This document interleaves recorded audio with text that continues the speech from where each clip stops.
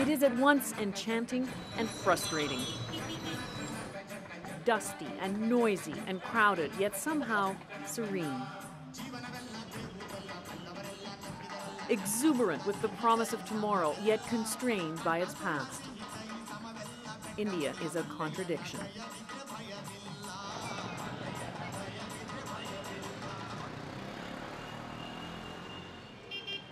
In little more than a decade, a country once best known for its poverty has become a sought-after global player, a modern economic juggernaut. Its growth rate this year will be more than triple that of any Western power. The southern city of Bangalore is at the heart of that success. It's bursting at the seams. The population has grown by 50% in the last decade. People drawn to work at information technology companies that have become global superstars, like Infosys, one of the drivers of India's success. Globalization has made some very rich. The middle class is growing, but much of the country has been left out. Stark, crippling economic inequalities have only deepened. For all of India's success in the global economy, its future is fragile. And ironically, the real potential in this huge, diverse, chaotic democracy lies with its most persistent weakness, that 1/3 of its people are among the poorest in the world. Beneath the glistening towers and bustling freeways of Bangalore, a small community has sprouted. A neighborhood created from a jumble of tarps and sheets. These are the working poor. Devaraj and his wife Fakasamara left their 2 small children with relatives in their home village in the north and came to find work as day laborers. Mostly in construction, he says, digging mud out of ditches. Between the 2 of them, they make about $7 a day. There's no running water, no toilets. The women wait until dark to find an out-of-the-way spot to relieve themselves. What's more, hundreds of millions are virtually invisible to the state. They have no identification. They may have a ration card, perhaps an election card, but no real ID. Less than half have a bank account. Less than 3% of the population pays income tax. India has a bold, some say crazy plan to change that. To give every resident, 1.2 billion of them ultimately, a unique identity. It's creating a national biometric identity database. It's unprecedented and costly. Conservative estimates run up from $3.5 billion. Pace of change in different aspects. Nandan Nilekani left Infosys, the global tech giant that made him a billionaire, to spearhead the ID project called Aadhaar, which means foundation. It was, after all, his big idea. Technology has made it possible for us to build such platforms that provide identity, and that identity can be the basis by which people demand public services and therefore use that to drive other services.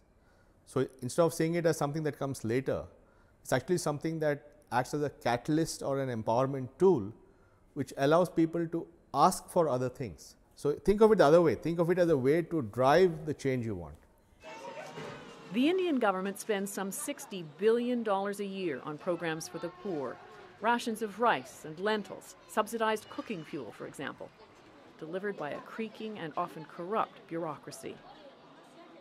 But I think there's a lot of leakages in the system. Right? Leakage. Leakages in the system, yeah. Right. So Because tell me what you mean. Leakages meaning they may be actually, say there are 100 ration cards. Right. But actually the deserving maybe are only 50. Dinesh Gunda Rao is a state legislator. He and others figure half the government handouts are either pilfered by sticky-fingered officials or disappear into the hands of those who know how to work the old Indian system. Is it hard to persuade these people to go and sign up for Aadhaar? No, they're very eager.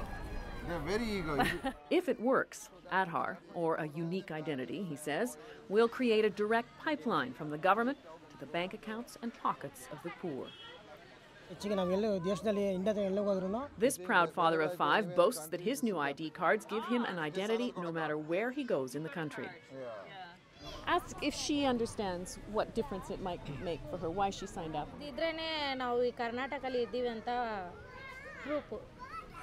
She's saying that it's a sort of proof that I am a citizen, I'm a person living in Bangalore, Karnataka.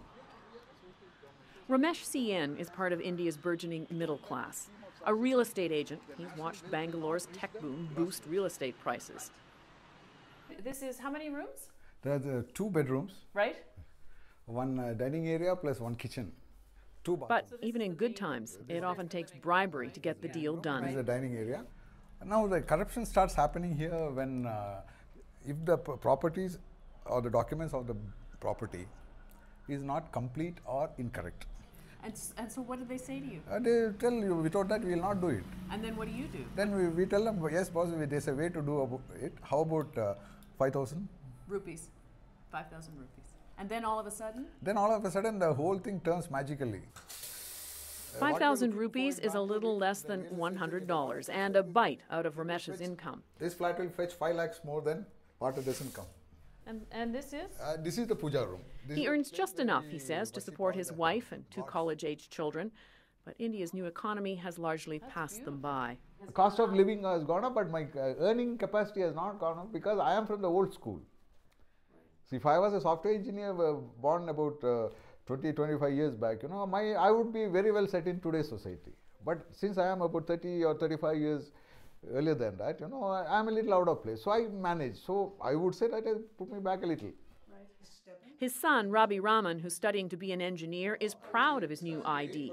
He believes it makes him part of the successful emerging India.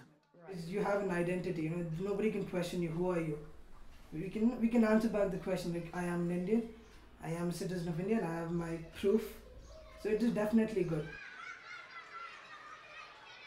Gathering together what scraps of identity people have, ration cards, election cards, and giving everyone a unique digital biometric ID, proponents believe, creates accountability for government and individuals. With ID, people can open bank accounts, register for government programs, and because it's all online, the ID is valid anywhere, making it easier to move, to find work, for example. I'm not sure what the benefits are, this young mother says, but it's important to have an identity for me and my baby. Identity is determined with fingerprints, though those aren't always clear on tough, work-worn hands. And eye scans, all match to a unique 12-digit number. Not everything comes together smoothly. It's not foolproof. Here in Ambalavale, with 4 desks operating, 400 people can be registered each day. In the year and a half since this project has been up and running across the country, 200 million Indians have been fingerprinted and scanned and registered. Only 1 billion more to go.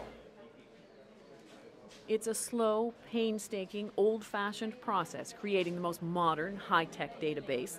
The follow-up is a massive undertaking, making sure each set of prints and scans is unique, matched to only one person, and that no one tries to sign up more than once to scam the system. Even the technology to manage a database of this size is a work in progress. If it works, just think about the millions upon millions of hourly online requests for authentication. Matthew Thomas calls himself a civil activist. He thinks the project won't work, that it's a waste of public money and a significant security risk. This is the big brother kind of role. The government is promoting it as something which will help the poor. If it was meant for helping the poor, why are they asking me to enroll? So there is some deceit, some hidden agenda. Nilakani argues there's no hidden agenda, that big problems need bold solutions. Obviously, a project of this magnitude, which has a lot of change potential, is bound to, there are bound to be people with different points of views. But a large number of people in the government and in society believe its transformational potential is so immense that it's something worth doing. And if we are able to marry the power of modern technology to solving the problems of the most deprived of our people, then that's a big thing. These farmers cleave to time-honored ways of doing things, steaming turmeric root under dung-soaked burlap. They, like so many others, have done without many modern conveniences, like phone landlines, for example. But even in rural areas, the move to cheap cell phone technology has been swift. From no phone to banking online with a mobile phone, call it leapfrogging a tech generation.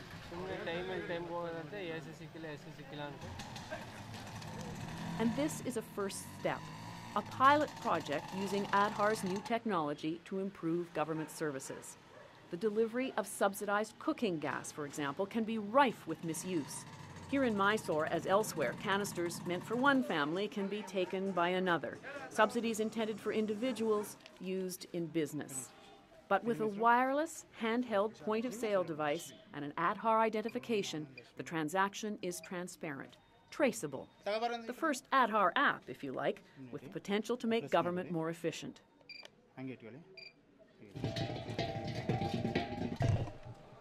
But is it enough? Dilip Soman heads the India Innovation Institute at the University of Toronto. One of the challenges going forward is for the government to make sure that the benefits of liberalization that have so far accrued to what I'd call industrial India or modern India spread far and wide to the countryside. And I think unless they can do that, we might be in a situation where the rich get richer and the poor get poorer.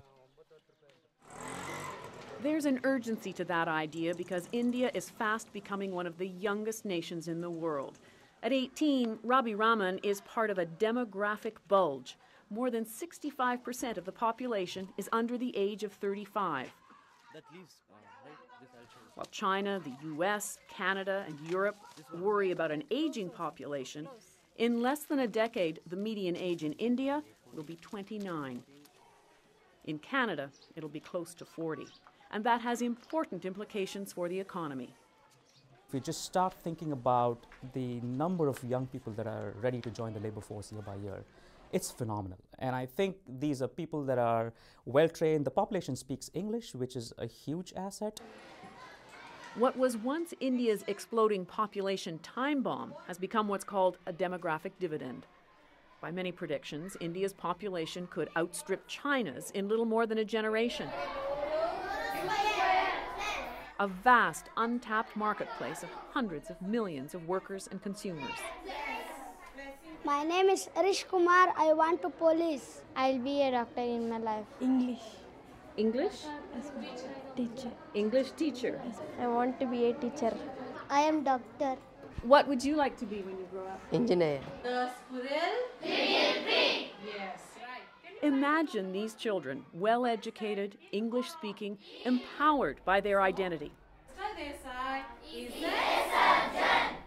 A sense of belonging in a democratic country. Next question. What unites people is the sense of mission, the sense of grand, the objective. Big project. A big project. So I think when you have a big project, you have a big vision and everybody is moving towards that, then they subsume the differences towards that vision.